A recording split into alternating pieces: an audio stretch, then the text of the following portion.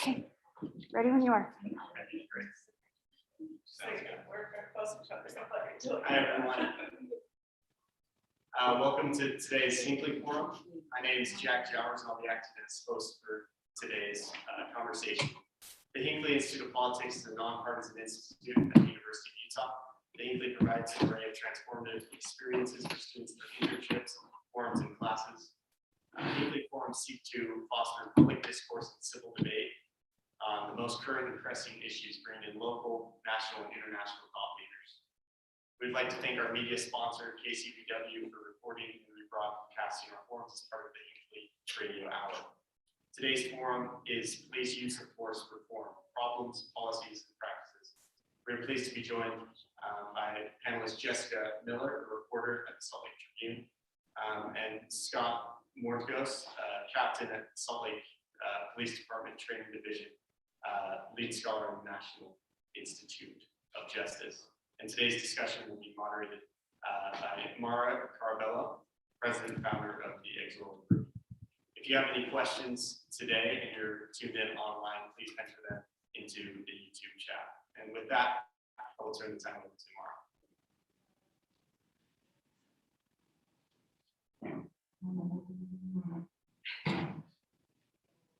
Special effects.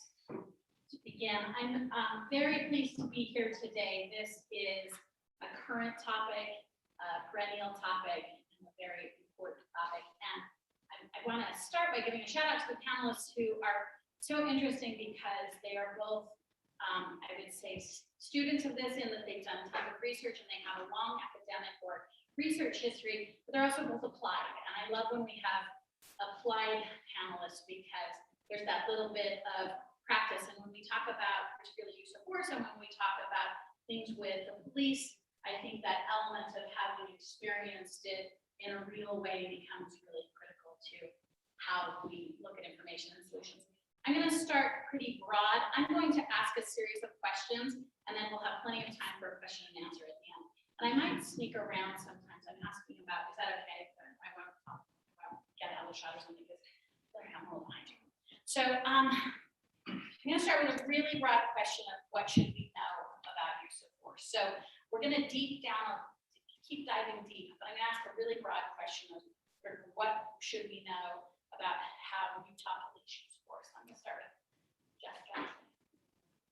What should you know? I mean, I think an important thing to know is a lot of times the media, myself included, focus a lot on the most extreme circumstances of use of force. For instance, we, my reporting partner and I spent the last year reporting on police shootings, and that is the most, extreme use of force you have. It's taking someone's life. And when we talk about use of force generally, the conversation tends to gravitate a lot towards those most lethal uses of force, but the spectrum can be broad. We can be talking about anything from, an officer putting their hands on somebody, using a canine to order a dog to bite somebody. So the spectrum is a lot wider, though I think a lot of times the conversation tends to be rooted mostly in police shootings.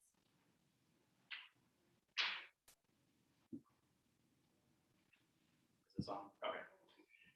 That is a broad question. I think the first thing that comes to my mind when asked a question that broad is that it happens infrequently.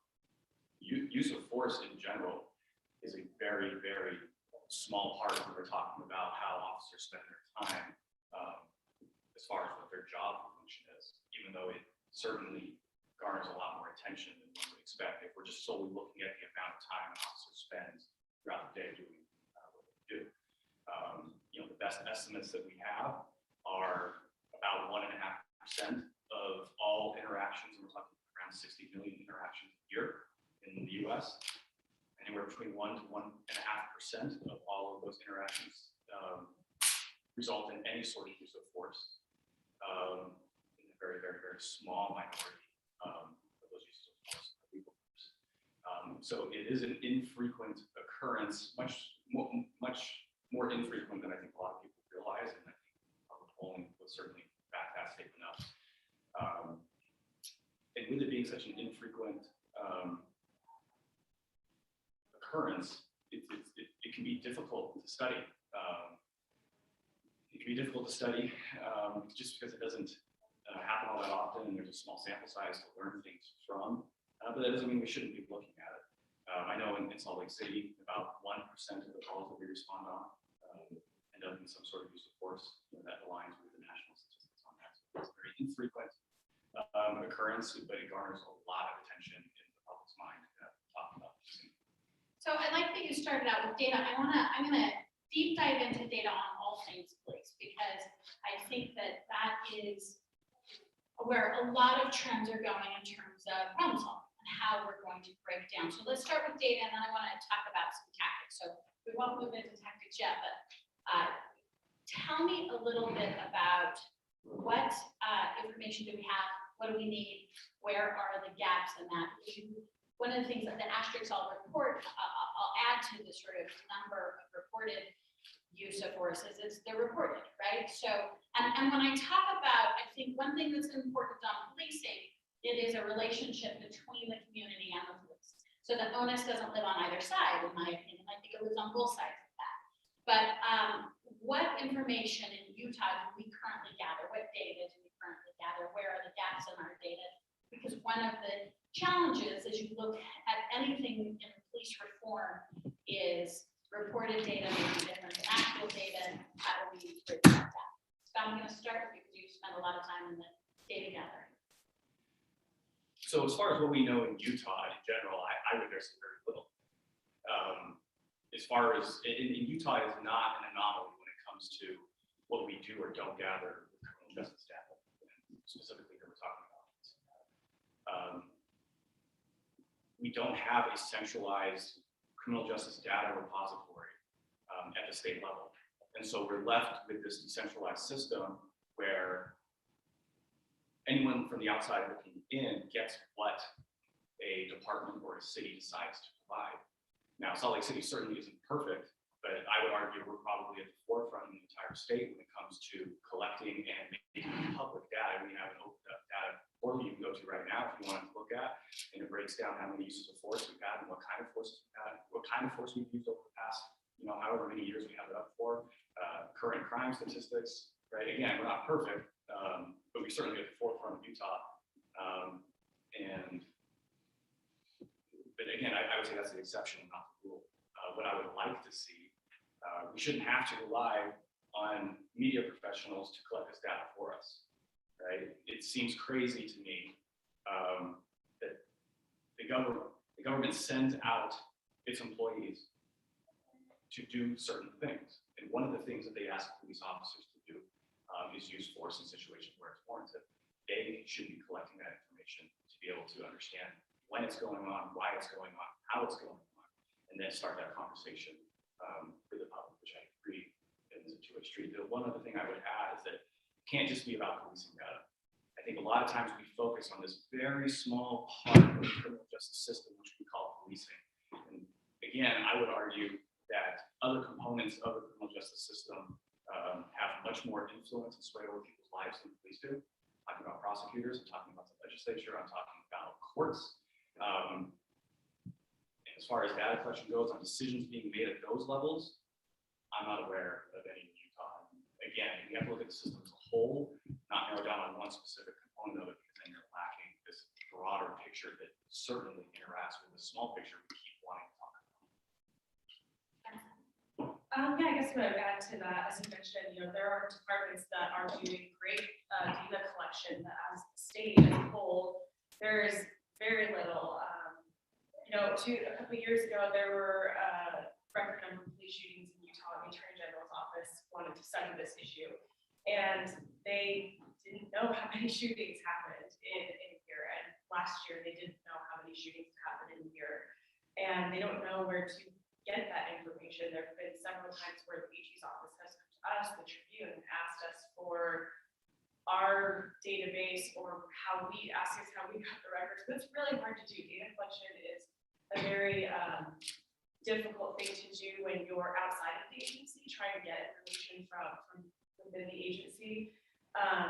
Though that is changing. There was a bill that passed this last session where use of force data will be collected now statewide. So hopefully in the future, the reliance on capturing the use of force data won't be with the media, it will be with the government.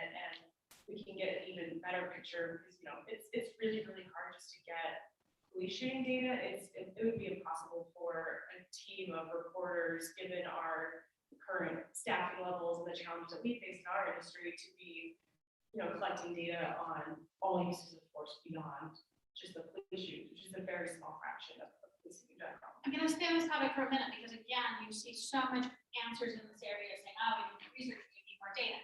So I want to get a little more applied, and I may say some suppositions to see if they work. Like you guys have experienced, or maybe you have different, and I can just be you were on to something that I think is very true for anyone on issues of criminal justice is the time it takes to gather. Because the one part I want us to continue to hear whenever anyone tells us we need data, I would presuppose that for public policy, you need data plus analysis.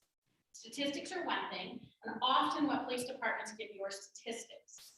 What the relationship is often with the reporter is they do analysis of this. So statistics are important, but they aren't analysis. And analysis is where you change public policy and you throw the loop to the legislature, because otherwise the legislature is looking at statistics without the information to maybe say what's the solution. And so, so if we look at that data cycle that says we have to gather, then we have to analyze, and then we have to make it part of the public, right? I mean, that's for us when we're looking at a policy issue. It's gathering the data, analyze the data, and then the transparency back to the public seems to be critical. But some context that I have learned over this issue is, a lot of the data we don't collect is left over from an era. I'm going to give a Connecticut example because it's easier. Connecticut for a long time didn't allow you to put race down on the data collection, and this came from the 80s in an attempt to sort of not target race. So they were sort of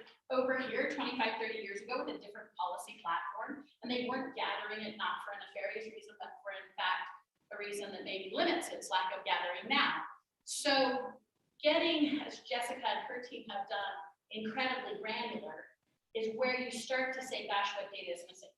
To Scott's point, and I'd love Scott to add a little bit more, but when we look at stops, I think some of the data that roll up to use of force are things like tickets and stops and search and seizures.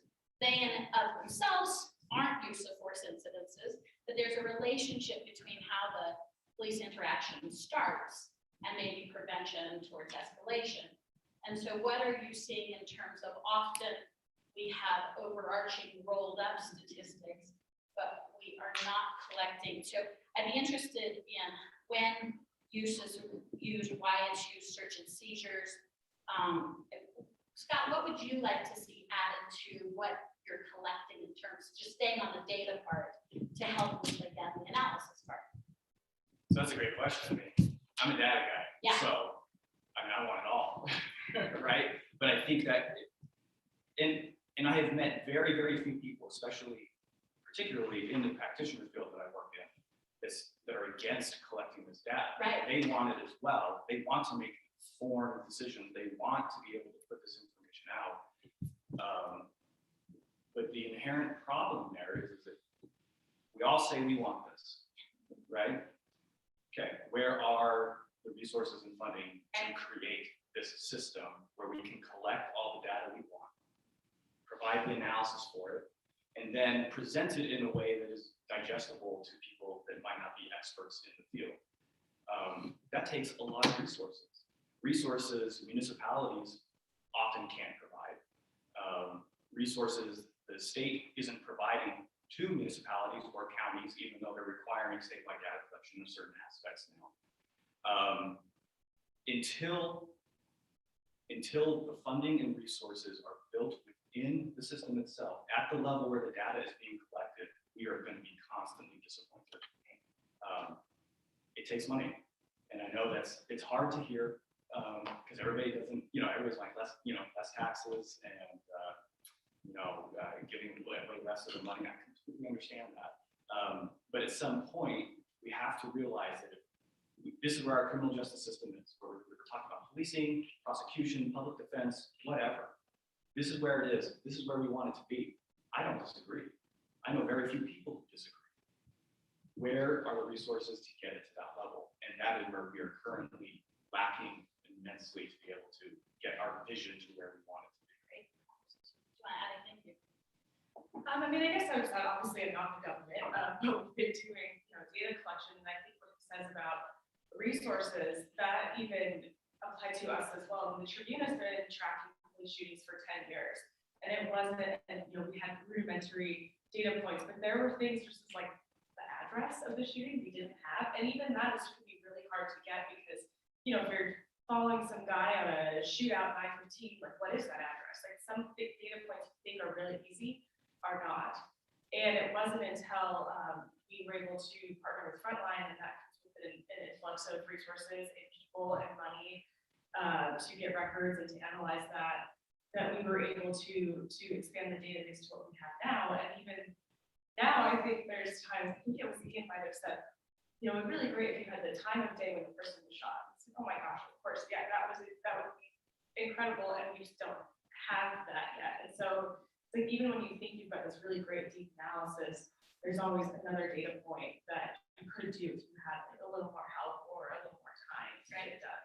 And as Scott said, data is only good for that moment, and the need to keep up that data is so important. So I'm going to pivot that and maybe talk about a resource. I mean, a lot of times on these panels we present problems, but I think a new trend in the last few years has been third party. So I want to talk about some third party and just sort of how you feel like they're interacting. I'm going to list some names. They are not the only names. You guys maybe know better names, but for me, the next part of it is an agency, a state entity or a city entity, a publicly funded entity, would be to have the third party validate that data so that it was seen as representational. And we have a trend in the last, I'm going to say 5-6 years, in which if you look at PERF, which is the Police Executive Research Forum, which has been around for a very long time, Measures for Justice, Pew, Center for Policing Equity, FBI and DOJ, they have sources. They're sort of doing their own thing a little bit, the way people, are. But most of those sources are free or near free, and have the first time that I've seen significant private backing to them. So I don't think this has come to Utah. I don't think this is available. And I agree with Scott that I feel like I want to start every sentence in this, which is everybody wants it, right? Nobody's playing hide and seek. But I do think that there are opportunities for not only third-party analysis, but some third-party offset. How does Utah incorporate this into their departments? These resources that I don't think we're tapping into. Well, I haven't put a whole lot of thought into that particular question, so forgive me. But top of the head response to that is, first of all, you have a couple issues. When we're talking about resources, we're not just talking about money, right? We're talking about expertise, which I think is one of the things you're getting at when we're talking about these third parties. 50% of police departments in the U.S. have 10 officers or less. 80% are under, I think, 100 officers. By and large, police departments in the United States are very small entities, and they don't have the human resource capital for this sort of expertise to build up automated systems to gather the data and then provide analysis for it in an ongoing manner. And that's where third parties can, I think, be useful. But there's a whole lot of privacy concerns. There's a whole lot of issues regarding what we can and can't share because of federal regulations with certain criminal databases. It's not as simple as just inviting somebody in. Now, obviously it can be done, right? There are ways to do it, but it's not as simple as saying, come on in and do this. But 2 or 3 of these agencies are doing it with police departments. Right, but I would imagine that it took a while to build up the system in which they were allowed to share that data and whatnot. And the point I'm getting at is that these smaller departments that don't have that human capital, that human expertise within them, a lot of times they probably don't even know about these resources. Sure.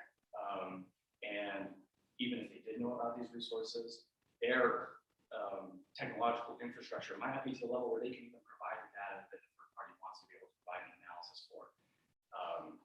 I think that's an issue, again, that is endemic to the profession. I don't think there's not much to add on that one. Okay.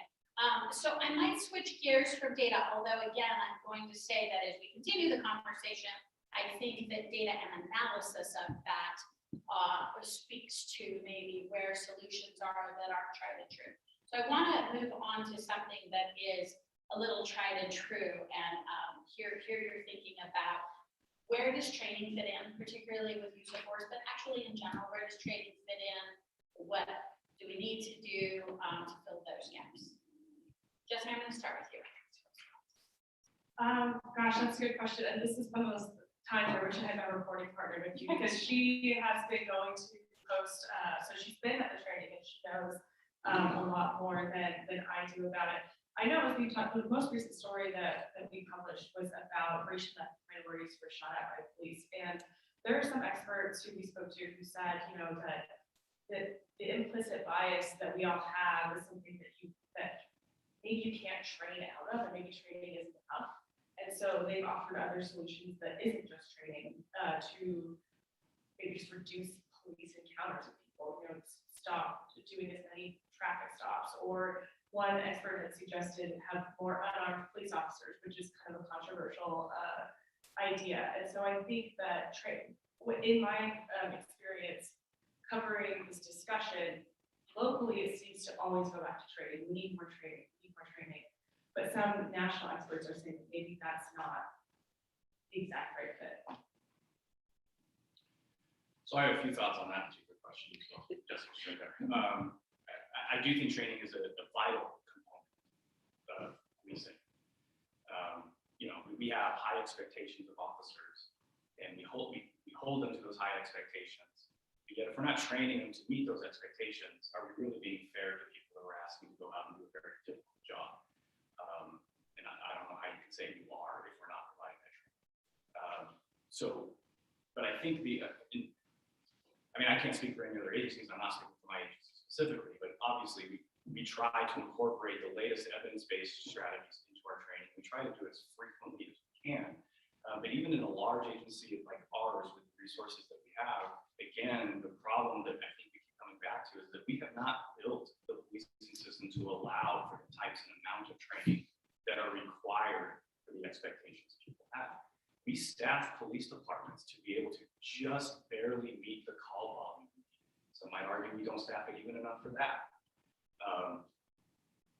Pulling hundreds of officers off the line on a periodic basis to provide ongoing, substantive, quality training, the trade-off is taking officers off the street. They can no longer respond to 911 calls. They can no longer go do all the things that people pay them to go do. And so until we start rethinking how we staff our agencies in general, I mean, I'm talking just broadly across the board, police in general in the US, to the level where we can actually provide amounts of training that people expect, again, we're going to continue to be disappointed in those regards. Okay. You know, when it comes to evidence-based training, you know, Jessica mentioned the implicit bias. We can talk about this a little bit more later on if you want, but the research on implicit bias affecting police decision at best is mixed. I don't think that has been made.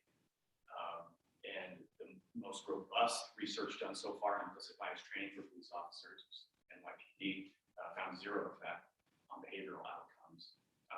So again, with this finite amount of time, finite amount of resources, we have to be willing to engage with the idea that we need to use training that works and provides outcomes that we want, not what seems like is the best thing to do at the time if we haven't actually evaluated it. And then finally, I would just add, you know, there is a conversation going on about, you know, whether officers should be doing traffic stops and things like that. And, you know, I'm open to that conversation, but again, I think people realize there's a trade-off for that, right? I mean, the evidence is very clear on traffic enforcement. Reduced traffic enforcement is linked with higher amounts of fatal traffic collisions, right? That's the point of traffic enforcement. So again, yeah, it would certainly reduce the amount of times interactions are occurring where they could go poorly, but there is always a policy trade-off for decisions we make, and we have to be able to talk about those and engage with those honestly. So I want to push you a little more on training, because I think you and I are coming from a different place. It seems to be that you do believe that if there were more resources, that it's a resource issue, and that it's a matter of having the time to train. It's not a matter of the policy or the system, or it's less a matter of the policy or system. It's less a matter about the police we choose and more a matter of the training we give them, particularly when it comes to use of force and bias questions. Is that in fact, like, so you do think training can bridge the gap there? And if so, I guess I'll ask my underline. We've been doing significant police training. I'll stick with solid PD. Significant police training with an eye towards these questions since Ruben Ortega, right? So since the 80s, we have had, many would say, a progressive forward-looking view of those trainings. And yet one could argue that the problem, if not the same, is maybe worse. So if I want to know where training stops, or does it never stop? Because I listen to this and I always hear the answer being, I think training is absolutely a part of the solution, right? I mean, I think everyone believes that training matters. But is it going to move what the community needs it to move to solve the bigger problems, particularly with minorities? Well, I guess my response to that is, it depends on what your definition of the problem is. I guess that maybe that's where I'm 4 to 8 times more likely to be arrested or detained if I'm Black or brown. So, what we're talking about there is disparity in outcomes, right? One of the leading criminologists and police scholars that Jessica interviewed, Justin Nix, who I publish research with on a fairly frequent basis, has a very interesting paper out on, it's titled "Disparity Does Not Mean Bias." And I would add necessarily bias. Right. Yeah. And so, and what we're talking about there is the denominator problem, right? We know the end outcome. So let's talk about, when it comes to disparities in police shootings, right? Frequently in the media, you see demographics of police, of individuals shot by police compared to demographics in the population, right? Even the reporting here uses those as a benchmark. It's very difficult to find researchers and people in the policy field that would agree that population demographics are the correct benchmark, because the huge underlying assumption in that is that everybody has an equal chance and opportunity to have some sort of interaction with police. And we know that's simply not the case. But isn't that a byproduct of where the police choose to do the work, not a byproduct of where the crime is happening? I would argue that that's a byproduct of police going to where the calls for service are, and where But we know crime is occurring. disproportionately the calls for service come to affluent neighborhoods who are comfortable with police and not from disenfranchised neighborhoods, but we know that the majority of arrests come from disenfranchised neighborhoods. Right, but you're only talking about calls for service. What I'm talking about is also responding proactively to complaints at a level that isn't necessarily a call for service. Like, let's be clear, the vast majority of violent crime occurs in lower socioeconomic status neighborhoods. Lower socioeconomic status neighborhoods tend to correlate with minority populations. There's a whole host of historical reasons for that, right? But police departments, I would argue, have a duty to send officers to where violent crimes are occurring to try to improve that situation. So it's not as if police officers are choosing, in the sense that I took that question, to spend more time interacting with minority residents in that way. They're simply responding to where violence is occurring. In violent crimes, and then in misdemeanors with that culture. I don't know that off the top of my head. Yeah, so I mean, again, I think interaction with the police, and I think we need to think more about the analysis of between I'm being big picture and colloquial, the traffic stop and how that impacts us at the end of the day with the major conflicts that may exist in a community.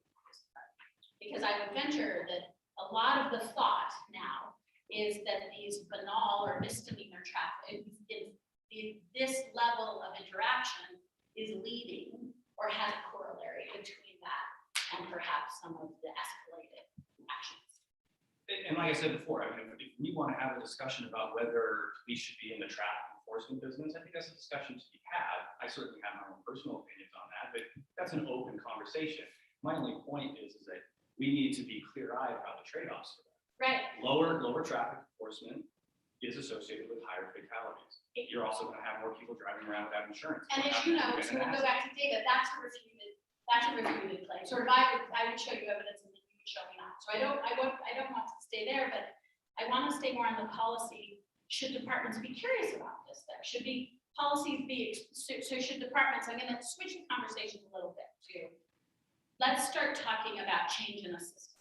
We've been talking about having the information to make those decisions. But what's the difference between a policy decision and a law change, right? I mean, I think we don't think about this in that legislature can change law, but each individual department can change policy. And there's pro con, I think, for both of those. So I would love, as we talk about maybe gathering the data, we've discussed data and analysis to help make the decision.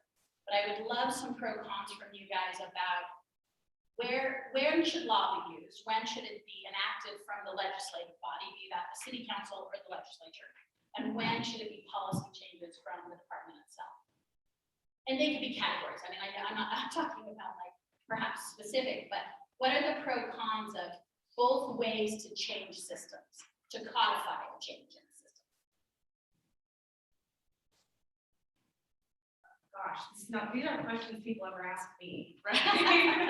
I still cover all of it. But I think when we're talking about changes, obviously like legislative change, the pro is that it affects the entire state. We're talking about budget use of force data. That's not department policy. We need an understanding of the use of force statewide. The con of going with the legislative process is that it can be incredibly slow and it can be incredibly incremental. And it does get mired in politics, where at a department level, you know, the ability to change a department, it can happen relatively quickly. We saw that in Salt Lake City this year. They implemented, if you ask me what the policies were, I don't remember them, but I know they did, you know, they implemented quite a few policies over this last year as we're talking about police reform. And they can do that quickly because they are a department. Obviously, there's pros and cons. We also saw a large number of Salt Lake City officers leave this last year, and some of them decided to make this change. It's not feeling that support any longer. That's great. Yeah, I think Jessica got it right there. Policy change can change the department very quickly. But then again, you have different standards, even just going across 2100 South, for Right. instance, right? Great. Statewide, you know, you can leave it to the legislature, that you have statewide change. And there's pros and cons both ways, right? I mean, you know, rural communities don't expect the same sort of policing as urban communities, right? And policing is a community endeavor. And so what works in Salt Lake City might not work in Santa Fe, right? And so, I mean, there's pros and cons both ways. It's a very difficult balance to try to strike. I love what you said about community or policing being a community endeavor, because I think that's the push pull with all, we want our police to reflect our community. And so that's not one size fits all, but some of these big gear things would be pushed well by legislation that did move the ball for everybody. But there is always, and then again, as Scott said, well, policies within a department, that she pretty unilaterally can change a policy pretty quickly, using his or her tools for checking in. Whatever structure they've provided for checking in, they can change them rather quickly. Con is it can be unchanged. I mean, it can be equally undone. So I think some departments lack continuity depending on how often their leadership change happens. And again, the legislation can really move big gears, but it's done maybe by someone who doesn't live in your community and maybe doesn't understand those needs. But I think that we need to see more conversations about the system changes, because the policy can move the ball. And I thought you said, well, Salt Lake City this year, to its pro and con, you saw them using policy as a means to change. So I want to talk for a second about the people, the men and women. And tell me about how you thought about the qualities and qualifications of an officer, and maybe what goes into choosing the particular qualifications. Do we need different qualifications? Do we have who we're looking for? I'm not doubting the men and women who choose to serve. I'm more talking about HR, if you will. I'm not sure speaking to the character of the person, but rather should we change the standard in which it takes to become an officer? Again, I think it depends on what you define as standards, right? I mean, it's not easy to get well when you're trained up. So if you can pass the current qualifications it takes to become a police officer right now, you there is a recruitment retention crisis in this country, not just locally. We're talking countrywide when it comes to police officers, and I think that is one of the, if not the biggest issues law enforcement is going to have to deal with over the next 10 years in the U.S.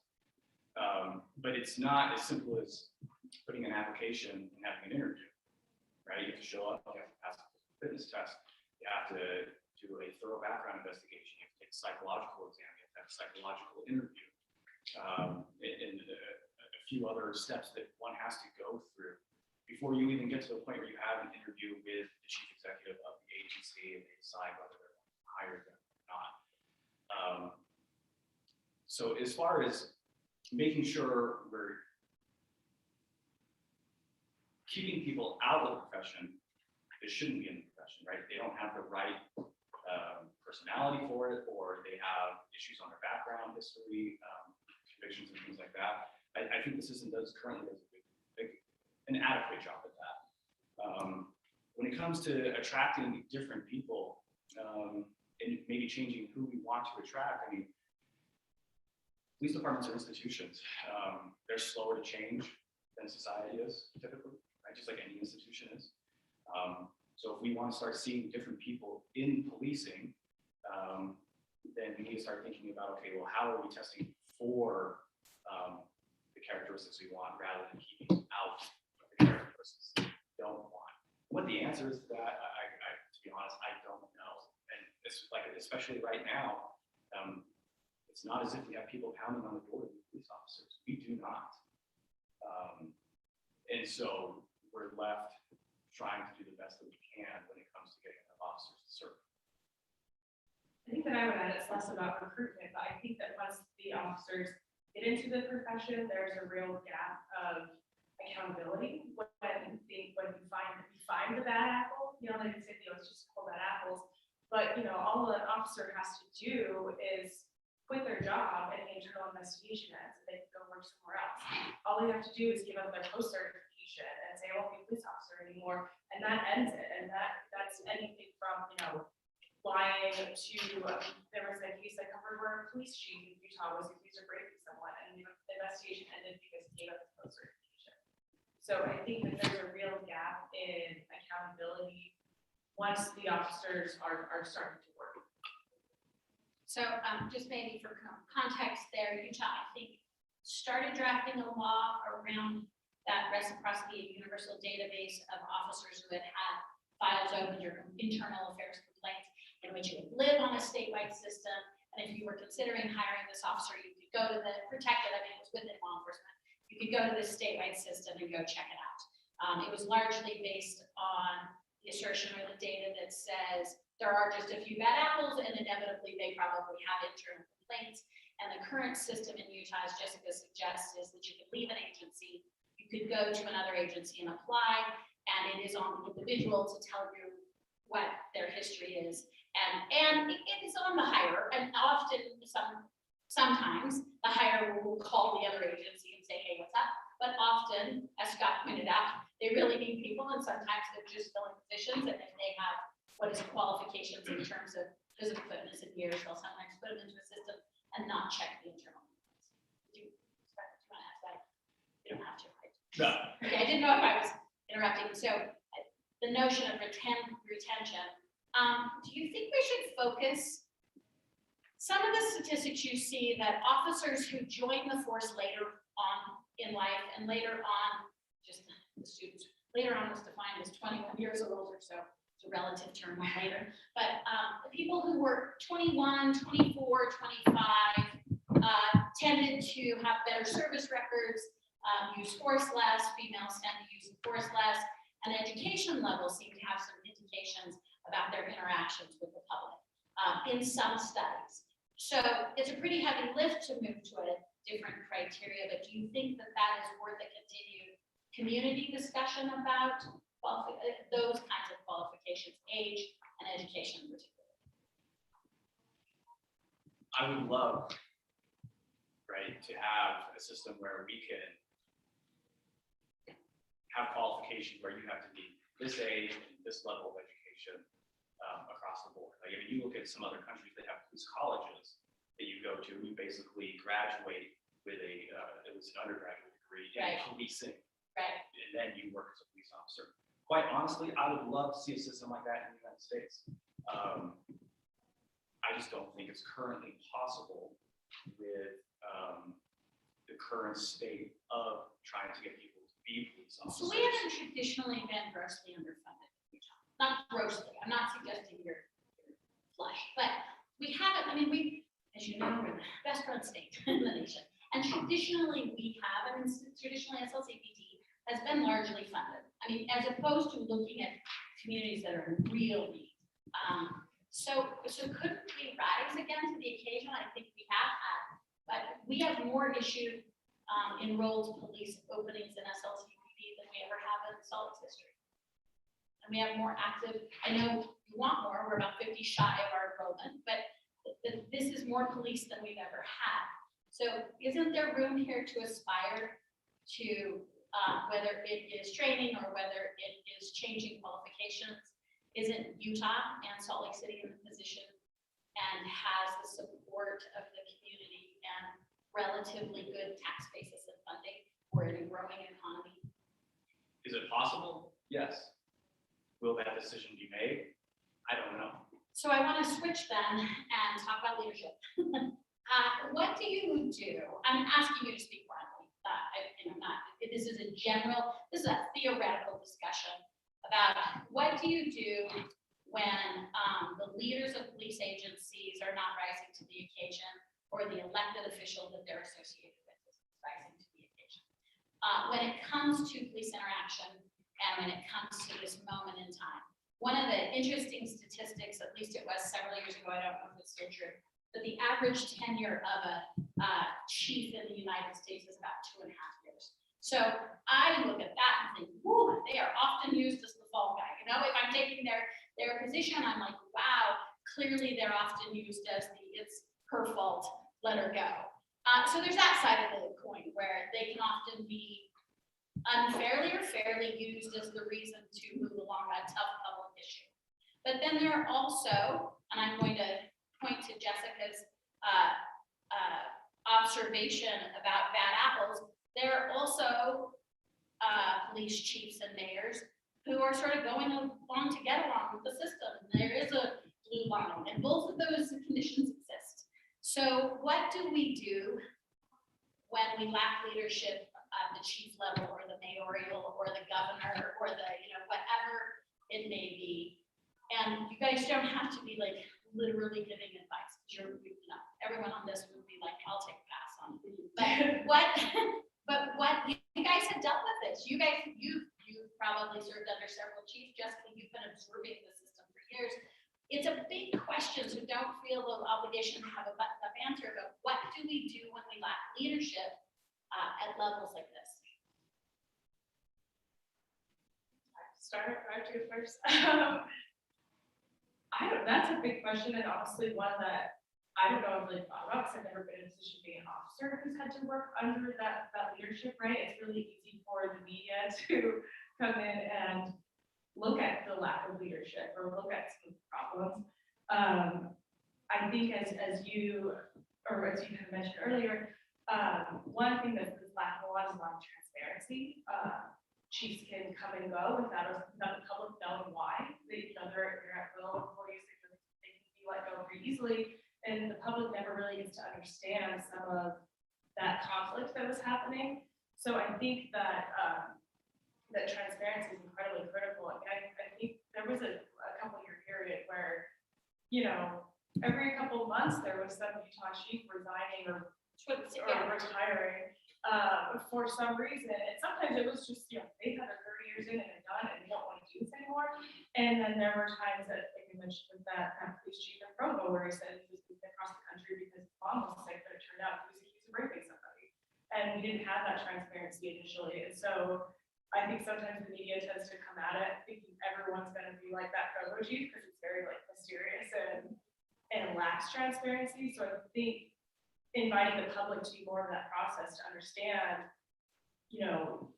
whether that's or understanding the conflict or what's happening, why these police leaders are coming and going would be incredibly beneficial to the public. Yeah, so I'll approach this maybe from a different perspective, because I have had the opportunity to work for many very, very good leaders in my career. I think the issue for me with this is looking at this more in a lens that goes further back than 2020, right? 2020 is what brought policing, this idea of policing and what we want to do to improve on it, to the forefront. And everybody's expecting a quick fix. Everybody's expecting a quick fix. And that's just not how systems work. They just don't. So there is no quick fix to this, to improving policing.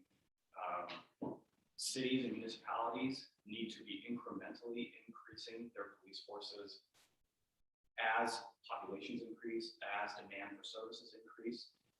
Other social safety net organizations, specifically dealing with mental health, and other issues that have just been pushed onto police departments historically over the past decade or two, they need to step up and provide 24/7 services, instead of relying on an agency that was never built to deal with those issues.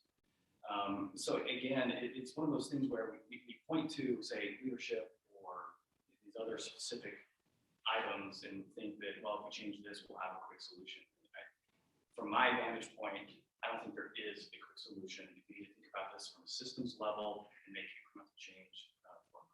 So how do we how does the public participate in a proactive way to have this not be, I'm older than you, so I would suggest there have been a few 2020s and that 2020 was the last 2020, but I believe this call has happened over the decade. So I think the system has had time to change. And I'm impatient about the change now because I think the system has had time. So my proactive would be then if 2020 has happened a few times, how do I now make this the real 2020? So it changes things. And I think this kind of goes back to what you were talking about earlier, policy versus legislation, right? I think pressure is being applied, I don't want to say in the wrong place, I don't think that's what I'm trying to say, but I think they're probably not the most effective places. Like if you're looking to change policing and you're putting pressure on policy changes at individual city levels, I don't think you're going to get what you're expecting. Pressure needs to be put at the legislative level for a host of different things, whether it be data collection, whether it be having other social service agencies step up and provide services they say they don't want police participating in, that's fine. You'll be hard pressed to find a cop that is not for a 24/7 mental health services department, whatever we want to call it, to deal with that particular issue in our society. But until the population, the public, starts putting pressure on the legislature to make that happen, we're not going to see it. And I think that's what you see in the past. You're right, this isn't the first 2020. This has happened plenty of times before. And again, we look for that quick fix. And so that the system doesn't change. And I think, again, that is not fully, but partly because pressure is being applied in the wrong place. Questions from the audience?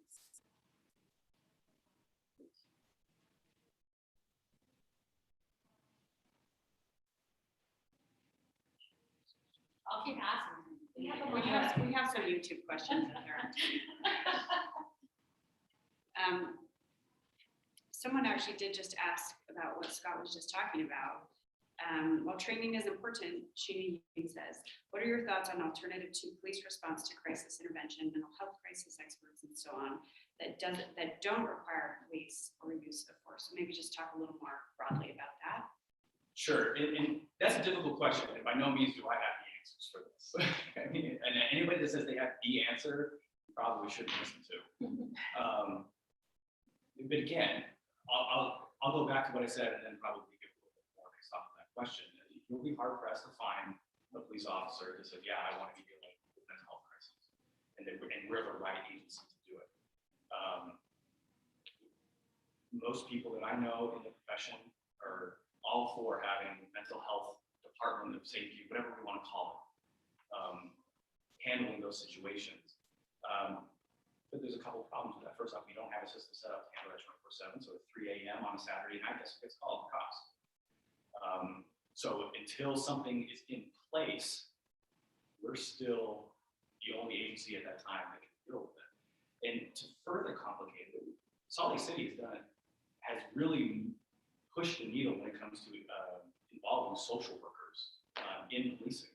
We have a full social worker division within the police department that go out and deal with mental health crises and things of that nature. But it becomes difficult because a lot of these situations aren't in a clinical setting.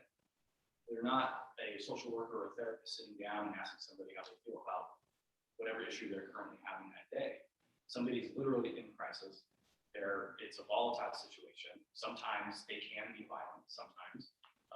And so we don't send social workers out without a police officer to go along with them. And that's because it's what they want, right? They want to feel safe in doing their jobs, just like anybody would want to feel safe in doing their job. So it's not as simple as just saying, well, we're going to pass this to another agency, even if we have that agency already up and running. There are other considerations that go along with that that are just very difficult to parse through.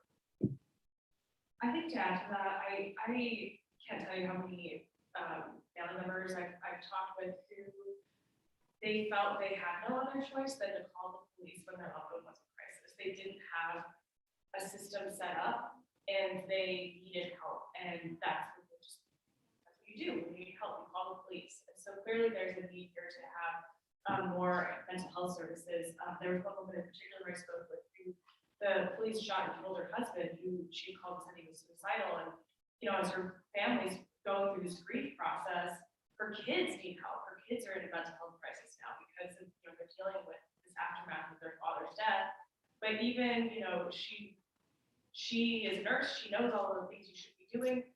She still ended up having to call the police after they had killed their dad to come and help them because they had no other place to turn. So I think that there's a real gap right now in mental health services for people, and they don't know what else to do than to call the police even if it's not the right resource for them. So Philip online asks, in terms of reducing use of force interactions, is weakening qualified immunity effective in terms of adding another layer of consideration officers engaging before deciding to use force? I think that's a great question. And I think unfortunately over the past year, the doctrine of qualified immunity widely misportrayed. It was just a few days ago I was reading, I don't remember what newspaper, one of the national newspapers, but it was described as the legal doctrine that shields police officers from misdeeds. That is not what qualified immunity is. What qualified immunity is a legal doctrine that applies to government workers. It's not a police doctrine.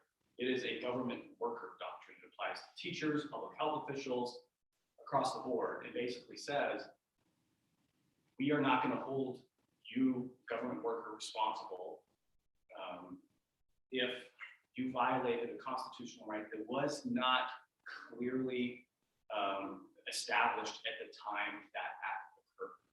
And basically what they're saying is an officer, a nurse, a teacher takes a specific action that 2 years later down the court process, the court decides this was a constitutional right that you shouldn't have violated, but it wasn't clearly established at the time. They're not going to hold the government worker liable for that. And without that, I really don't know how policing would be able to function very well. And on top of that, when we're talking about qualified immunity, again, I would encourage people that talk about this particular issue to think about the system, right? When we're talking about the criminal justice system, there are four major players. You have police departments, right? You have the prosecutor's office, you have the courts, judges, and you have the legislature. They're the ones that make the law. Police do not make the law, they enforce it. The only entity within those four major players that has qualified immunity is police. The type of immunity that those other three players have is absolute. They don't have qualified immunity, they have absolute immunity. So if we're going to talk about this idea of qualified immunity and how it plays into how people within the criminal justice system make decisions, I think we need to open up that conversation more broadly. If the point of qualified immunity, which is where I mostly hear it, is holding bad apples accountable, I think already heard 2 or 3 ways in which it would be more effective, frankly. And qualified immunity has become what Scott said, it sort of become a quick fix, which is frankly why you don't see the political resistance to it. So I'll just tell you, if you're trying to change big old fat systems and everyone instantly says that sounds good, it's probably a misapplication because no one builds consensus about systems this quickly. So, I mean, one of the biggest ways to hold police departments accountable or police officers accountable is look to what their department does when an infraction has happened. So whether that is, as Jessica suggests, sharing the information about a bad apple, or whether it's about discipline, or whether it's about firing, or whether it's about how disciplinary measures, sometimes it's harder to get to these, but that's what holds people accountable in the system, not this legal process, this quick fix that people are looking for. I think it's a deeper, harder fix on capturing what I think are very few serial bad officers. Are there any other questions in the room?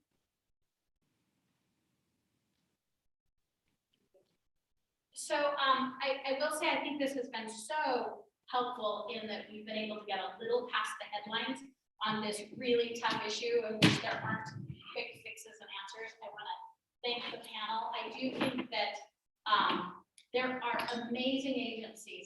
I'm gonna pit up off of 2020. We see some real innovation in the United States right now. Check out Berkeley, check out what they're doing, check out what Minnesota is doing.